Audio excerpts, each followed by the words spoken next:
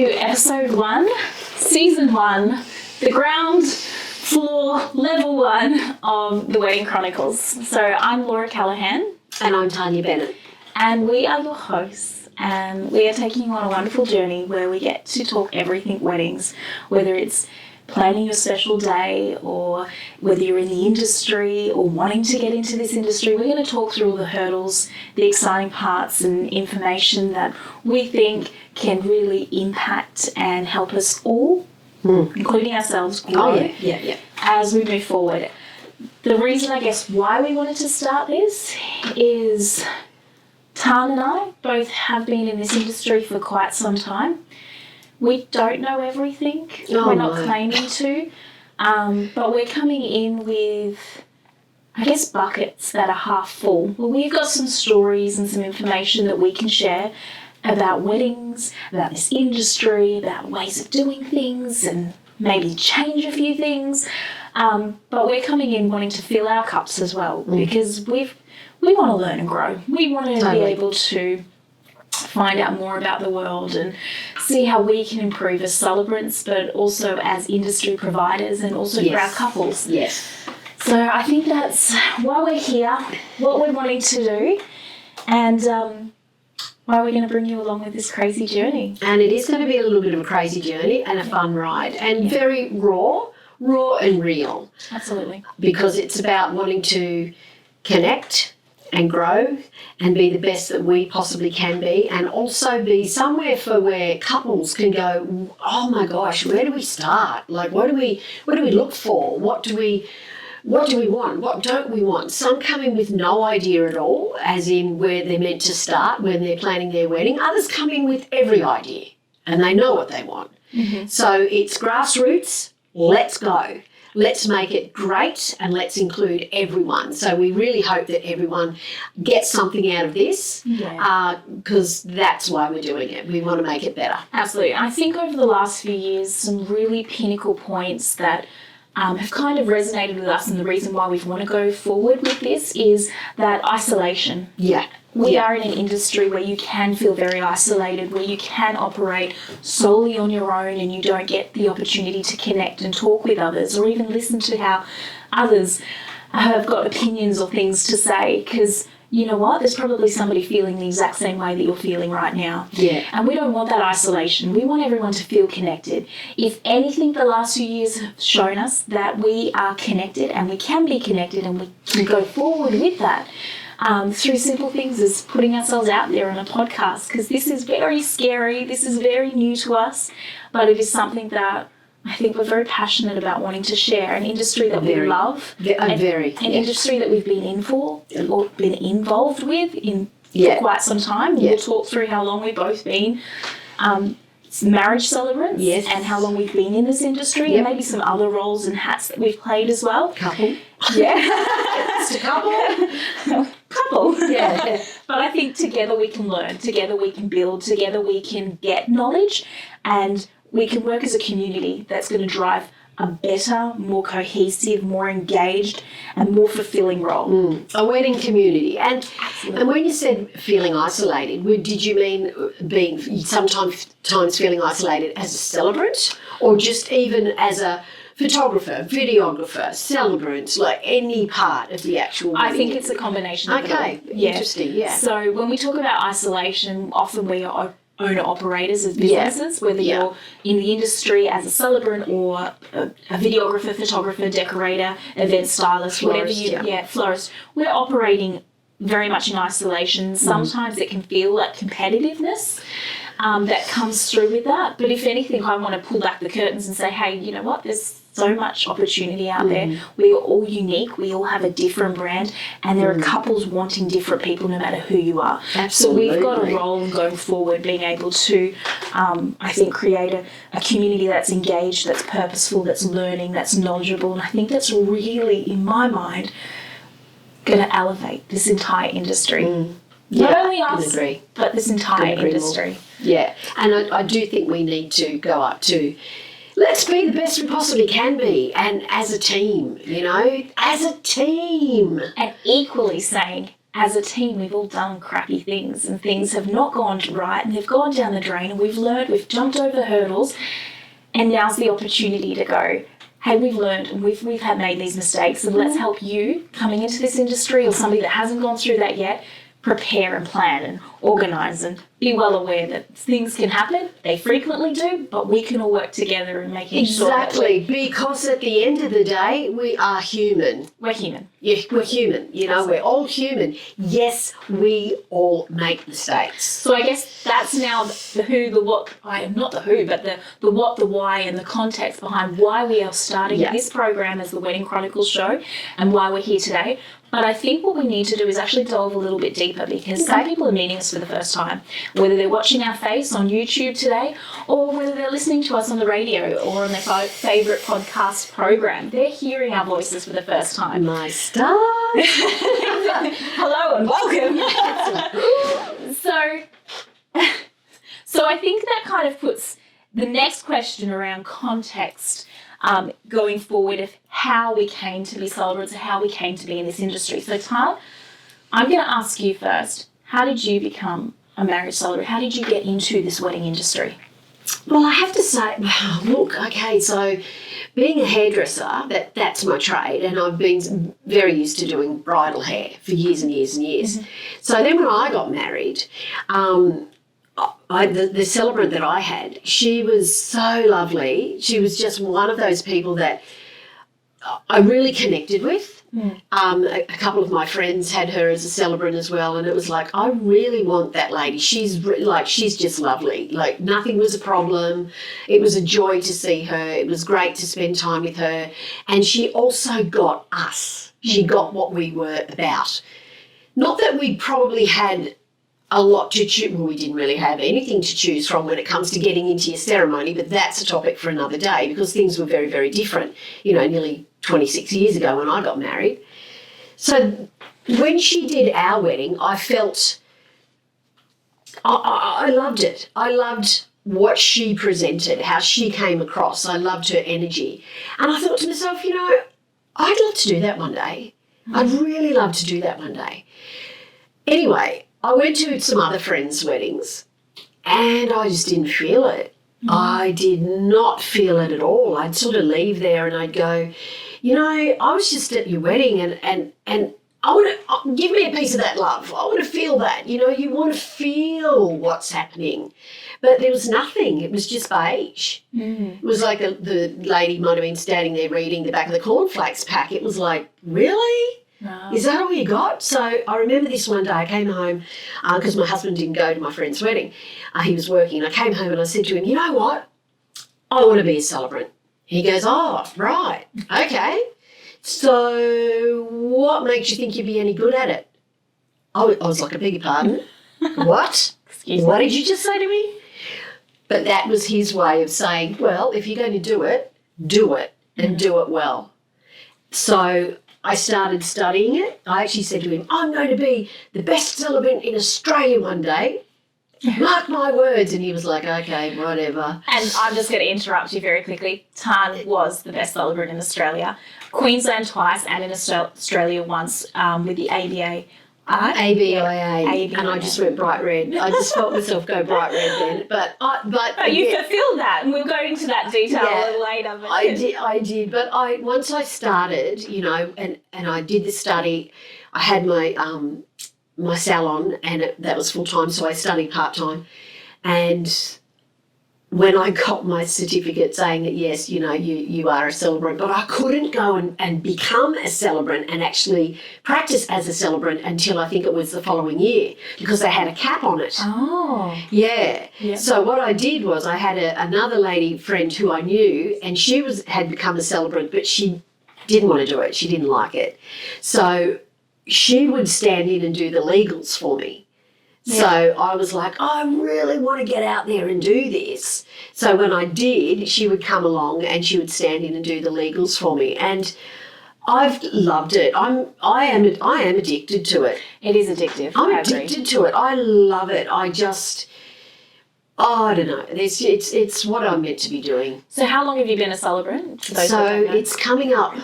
I think it's coming up to the 16 or 17 year mark. Yeah. And I never tire of it. Yeah. Never tire of it.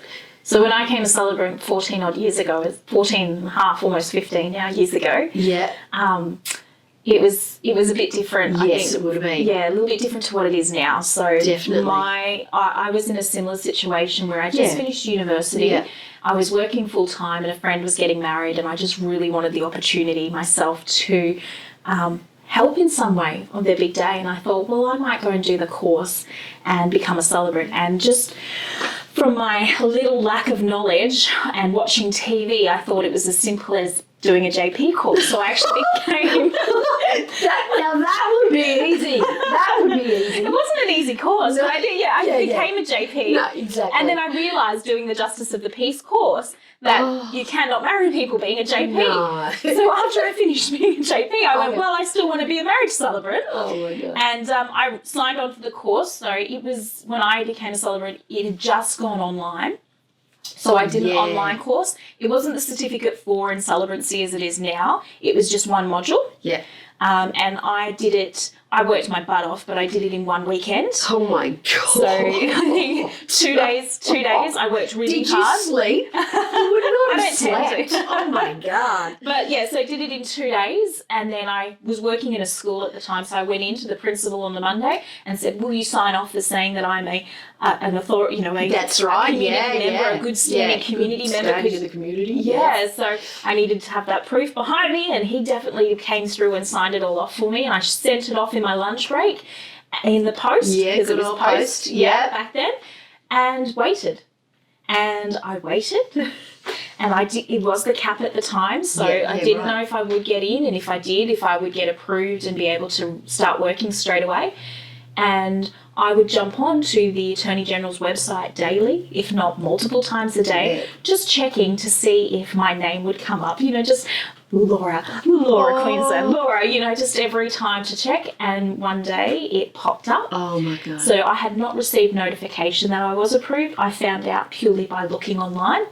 And sure enough, my name was there. And then a week or two later, I got a letter in the mail confirming I was approved and I could marry my friends. How exciting. So that you got in just in time to be able to marry your friends? Yeah, so they were getting married in about 2-3 months after that. So got in time. I was their marriage celebrant and their MC. Oh, and let's just dive straight in, okay? Marriage celebrant and MC for your very first one. Very first one. Yeah, how'd you go? Look, I wasn't great. I'm going to be honest. I was not great. It was first wedding as an adult, first wedding conducting, first wedding kind of getting a read of the room, and it was awkward. It didn't feel natural to me. It was confronting, but I did it. Yeah. And I got addicted. I loved the feeling of being around love and people who are happy in their happiest moment, and I haven't looked back. It's great, isn't it? It is. It's an addictive it is an addictive thing, absolutely. In fact, you know what I found out? I didn't realise this until after I became a celebrant, but that was something my mum was looking into doing as well. Oh, wow. Yeah, I didn't, yeah. Generational celebrants. Well, maybe one day one of my kids will become You never know, because when I said that to Mum, she said, well, actually, I looked into doing that. But that cap was on, and because they lived in a small country town in New South Wales, there were too many people in the area that were celebrants. So there you go. Wow. My first wedding, I got so nervous. Well, I was nervous. I was there probably 3 hours before I needed to be. Yeah. And I remember calling my sister going, oh, my gosh, I'm so nervous. And she just said to me, get out there and own it. Oh, good on her. And I went, She said, people are expecting you to do the ceremony, so just go and do it and own it. Yeah, don't think about it, just do it. Yeah. Sometimes we're too much in the head and we're too much in our thoughts that we start to be swimming or start to swim in those thoughts, and they put doubt in your head. And all the time. What if I don't do this right? What if I don't do that? So her words were very, very straightforward and loving, because she is, absolutely. But it's like, get out there and do it, Tarn. What are you doing? Yeah. Own it. Own it. Yeah. Well, look, I'm gonna start to say we're gonna wrap up, because we don't want our episodes to be too long. We don't, because I tend to waffle. And I do as well. And I need to be mindful. You've got a little dive into who we are, why we're, when or how we became celebrants. We're going to give you heaps of information about all the things in our life, in our celebrancy life, in our wedding industry lives, because that's the next area that we're going to dive into is that we actually have had experiences outside celebrancy. Yes. So, Tan, you've worked with your own wedding event. Yes, business. had my own venue. Yeah. So that was very interesting.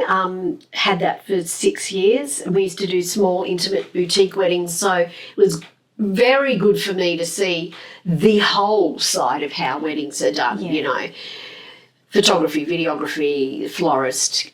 Well, I was the caterer. Like we did the catering, Yeah, wow. but it was great. It was really good. So that was just one of the things, and then having hairdressing involved in that as well. And you? And for me, so a little bit, you might not actually know this, but I used to do styling, so wedding styling as well, and decoration. There you go. Yeah, so I did that for a little while. Wow. But was a celebrant obviously first. Yeah. Did that as well, and then I became a photographer, and then moved into videography. So Hats. a lot of hats, but always around the wedding industry, Yeah. because that feeling of love and that connection and that happiest moments and being part of something really exciting is just very exciting to me. It is. Yeah. It's wonderful. Love it. I guess moving on from here, what do you want to get out of this show? What do you want to give to this show? I want to give to this show everything that I've possibly got that I can, that I've learnt. Pass on knowledge, connect, grow, glow. I think it's a glow moment, absolutely. Like we have been sitting behind doing our little celebrancy roles in the background, having these little exciting businesses to the side, but this is an opportunity now for us to step out and see the world of celebrancy, the world of weddings, the world of this industry in a really exciting and fun way. Yeah. And that, I think, is where I'm going to. Yeah. It's about that growth and that knowledge and that excitement of where's to come, the glow of it all. Yeah. And the glow up that we're going to have. And you did mention the connections. So if people do want to come in and connect or talk to you about your role as a celebrant or how they can get to know you a little bit more, they can find you somewhere as well. They can. You can find me on Insta at I Do For You Celebrant, as in IDOFORYOU, celebrant_MC. Perfect. And you? And for me, you can find me at Celebrant GC Laura on Instagram or Celebrant GC. Perfect. Yeah, on that's Facebook. Good. Celebrant GC. Yeah, GC. So we are actually based on the Gold Coast, and we are two celebrants with over 30 years combined in this industry, with multiple hats and roles that we have both played and been involved with within the industry. So hopefully we've got a little bit of knowledge to share. Yeah, and stories. Stories. Oh, we got Stories to stories. share. Definitely got stories. And we travel as well. So we're based on the Gold Coast, but seriously, Australia-wide. I was in Bali last month. Hello. Just saying. Just saying. But equally, you can find us. We are the Wedding Chronicles Show, and we are on Facebook, on Instagram, YouTube, and in a realm of different places. And you can even find us on the web as well. So we are really excited about where this is going to go, the opportunity to be able to just even sit down and in some way, I think it's just therapeutic or a debrief moment where we can talk through situations or events or things that have happened for us. Yes, yes. And really resonate and understand that there's another person on the same page. Yeah. Now, Tan and I have known each other as well for quite some years. We have. We actually met at a wedding. Yes. Where Tan was the celebrant and I was the photographer. Yes. And we've always kind of watched each other from the side. And it was this year, so 2023, that we decided that we're going to come together, because when we do come together, we love to chat. And we've got so much to talk about that maybe somebody else would like to listen to our private conversations a little bit. Yeah. And come along for the ride and have some fun around this industry. Exactly. And you know what? I actually found that photo the other day. Oh, really? I did. I found that photo of the wedding. I was like, oh my gosh, that's where I met Laura. So, yeah, I mean, for those of you listening now, like, please, if you've got anything that you'd like us to talk about more or any questions, like, please, send us those questions, because, we can talk. Well, being a hairdresser by trade, I talk underwater, really, and connecting with people. And that's what it's all about, connecting with fellow industry people, with sharing our stories, and brides and grooms from the get-go. Yeah. You know, because it's a big world of weddings out there and it can be scary. It can be really scary. And look, I have to say, this is a scary thing for us to dive into. Damn straight. And turn on the microphones, turn on the cameras, hit record and actually do this. It has been quite an experience, and we're going to be honest, this isn't the first time we've recorded this episode. Yeah, it isn't even the second. May have done it a couple of times. But anyway. But each time that we do, we're getting more real. Each time that we do, we're sitting back and going, hey, we don't want a piece of paper that we're talking off. You know, we might have some dot points that we look at because we do talk off a tangent, and we do get in a mode of where we want to share a lot of information and dive into a story and be as detailed as possible. And we need to sometimes come back Pull it back. We do need to pull it back a little, but we've got this opportunity where we can come together and we can talk and we can share. So let's just do with it. And let's be real, let's be raw, let's pull off a band-aid and let's just show the sides that sometimes people don't get to see of us. Pull off the band-aid, it got ripped off. It got literally. It was a you sting. know what? Yeah. This is that sting moment. And that was the thing, I think, when we did, being honest, we did that first episode and we were like, okay, that's good. Yeah, that's good.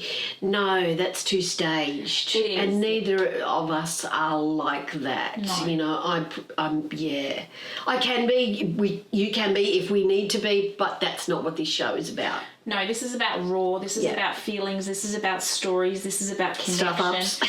It is. It's about being real. Like, we have made mistakes. We have to own it. We have to talk about what we did and maybe what we could have done and what we would do next time it comes up.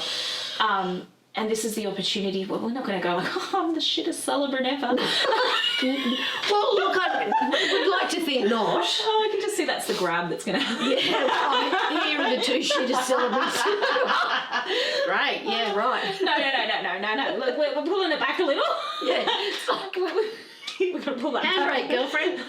We're not saying that we're the best celebrants in the world. Oh, we're not saying that we know everything. We're not saying that we are the pinnacle of what it needs to be like. No. We're saying we're real. We're saying we're human. We're saying this is a learning experience.